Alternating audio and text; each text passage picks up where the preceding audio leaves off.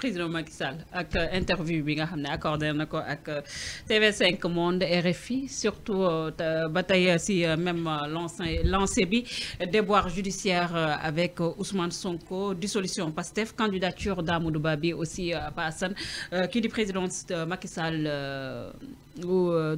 artu na si Pa Assane boo doon def analyse par rapport ak forme communication bi nga xam ne le président de la République Macky Sall amal na ko si chaîne française yooyu doon balaa ñu dugg si fond bi. Alors là tu me demandes de parler du contenant. Le contenant il est simple. Le président Sall a fait un entretien de 16 minutes.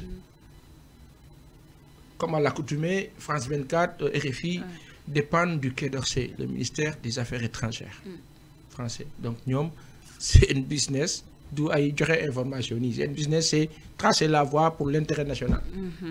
ñoom dañu am fulla. J'aime la France parce qu'ils aiment leur pays. Les autorités françaises aiment la France. C'est normal. Je les aime pour cela. Par contre, je ne serai jamais d'accord avec eux sur la politique qu'ils ont toujours menée à l'endroit de l'Afrique, à l'endroit de la négritude, à l'endroit des Africains, à l'endroit de la peau noire. Dans l'histoire, il y a eu l'esclavage. Après, il y a eu la colonisation, le néocolonialisme, jusqu'à cette émergence dont on nous parle, qu'ils ont conçue pour faire la pléthore d'entreprises et d'entrepreneurs français comme une meute jetée en Afrique pour récupérer nos business, toujours. Et c'est ce qu'ils feront toujours. Sur 100 années, ils vont toujours réfléchir sur des stratégies pour toujours nous prendre nos choses. À un moment donné, les populations ont dit basta. Et c'est en disant basta aujourd'hui qu'on a un souci. Le discours du président Macky Sall par rapport au contenant dont tu me parles sur l'entretien, c'est quoi?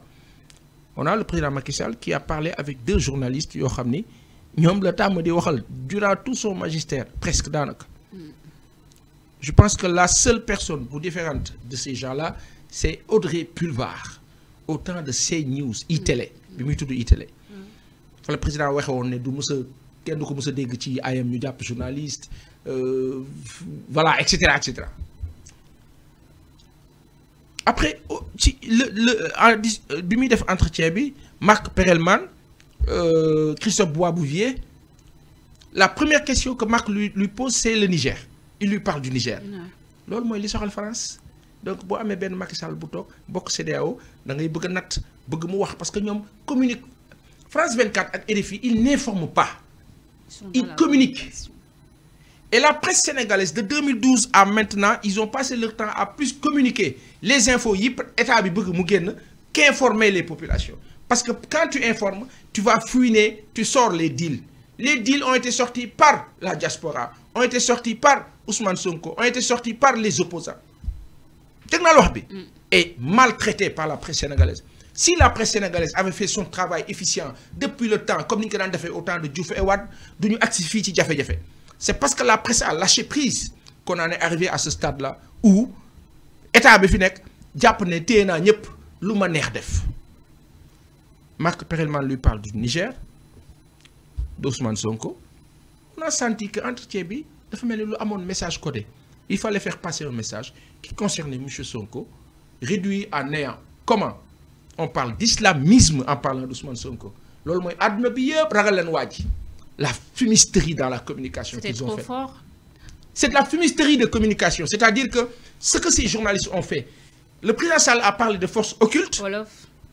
Le président Sall dafa wax ci wax force occulte ay nit ñoo xam ne nangam. Tubaab bi dugal ko ci gaamu islamisme bi. Marc moo ko wax loolu. Donc Ousmane Sonko vous parlez d'islamisme, monsieur le président. wax loo ko ka. Je trouve que ñi ngeen baal ma président ak worma bi ñu am ci moom ak ñi ko wër comment il fonctionne comment il voit les choses parce que nit mën nga ko xeex d'accord mais am na fenn foo xam ni boo demee ba mu war a nuroog sos nuroog lenn li day compliqué.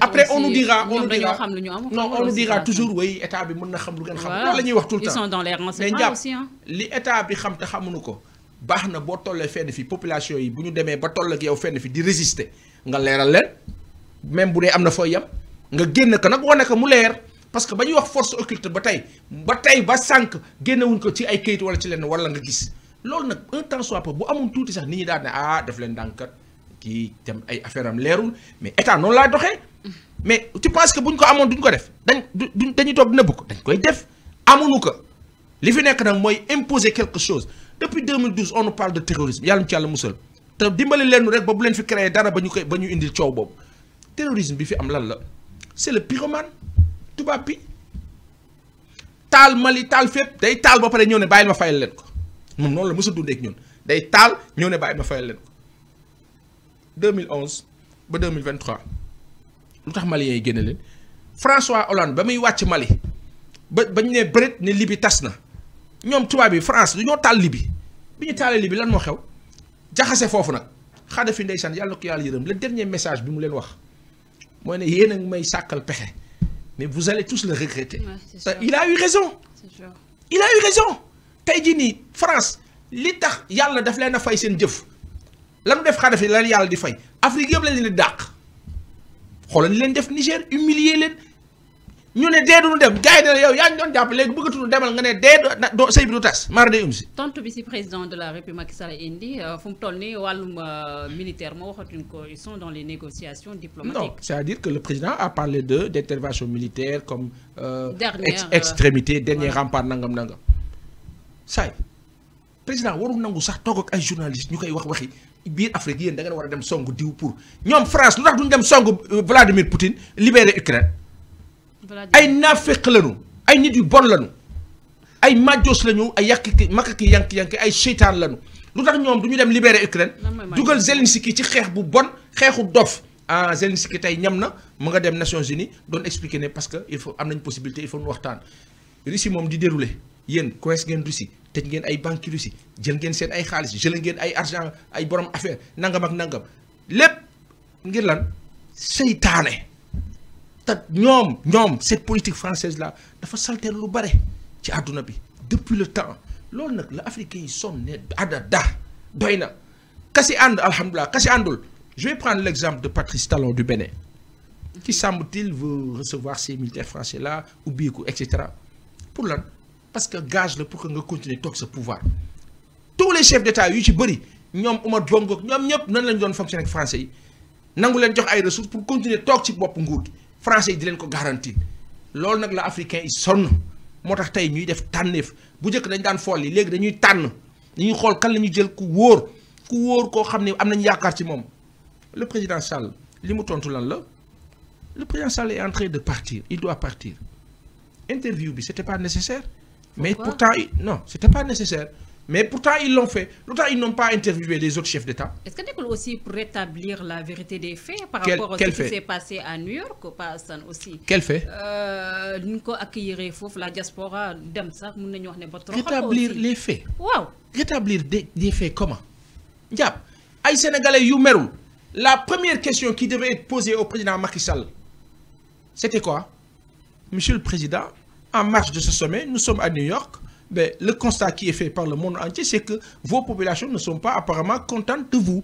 Ils ont manifesté devant le siège des Nations Unies, devant votre hôtel. Mais au moins, ça, pour faire du journalisme, c'était ça. Mais ils ne faisaient pas du journalisme, ils faisaient de la communication. L'autre moins différence. Moi, la RTS, par exemple, ne fait pas de l'information. La RTS fait de la communication. Gars, ils ont radio-télévision sénégalaise. Ils ont des mamies professionnels.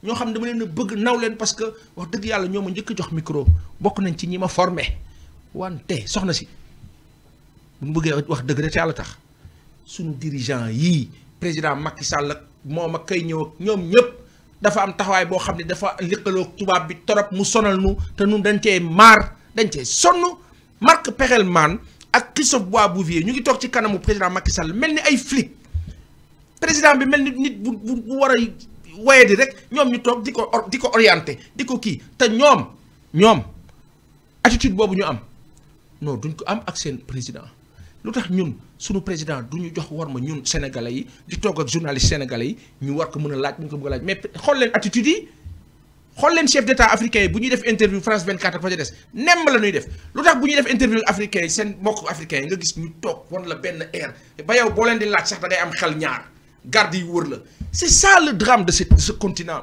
te loolu njàpp dafa war a changer ce continent ce pays a besoin de changer de prisme et de paradigme il faut que la conception du pouvoir puisse changer devenir plus de l'inclusion, plus de la démarche participative Voilà. que de la prétention et de la prédominance. Manam, affaire bi wégante la.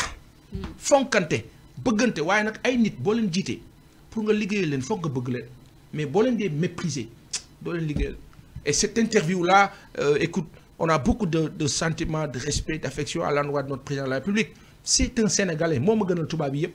Malheureusement, moi, ak ñi ko wër dafa am beneen attitude bu ma def gis nga Sénégal ak Afrique tant que ñu ngi fonctionner ci ay lobby di wax ak ay lobby ouais j'ai un ami qui gère la multinationale 2 j'ai un ami ces multinationales là ils s'en foutent ngeen baal ma elles s'en foutent du moins de nos avantages à nous Africains benn affaire lañ soxla jël sunu ay business dem l'Europe la France te donne 100 €, récupère 10 000 €.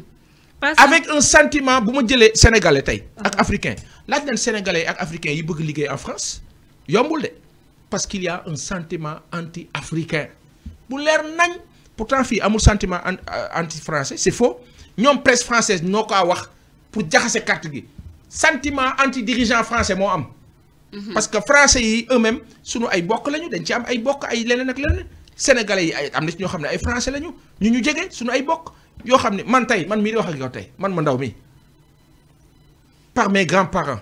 Si je veux la nationalité française dama kaa am léegi tout de suite mooy li gën a yomb ci man ci kàttanu borom yàlla dogal nag Nantes la maa dem rek ñu génn kayit yi signé ma bokk Sénégal la ma gënal maag samay morom ak keneen ak keneen et ça dafa dal ay famille dans nos familles ñun ñëpp bu ñu ko bëggee am ko dal na yeneen i famille mais Sénégal la ñu gënal tarewul ña am nationalité française doon ay nit yu baax yu yàlla may teraanga may leen gis-gis bu baax may leen yéene ci Afrique ak Sénégal ñu bëgg Sénégal lool wante soxna si passeport français tey boo ko yoree mais Sénégal ak Afrique kenn du la tee fu la neexu dem fu la neex dugg waaw africain yu bëri nag xam lu ñu ko doyee tukki li jënti seen bopp. Oui, c'est vrai. mais seen xol li ci ne mooy Afrique ak Sénégal c'est le port aussi. waaw léegi loolu tey ni mu yombee pour ñoom noonu warul yomb pour noonu africain. Surtout.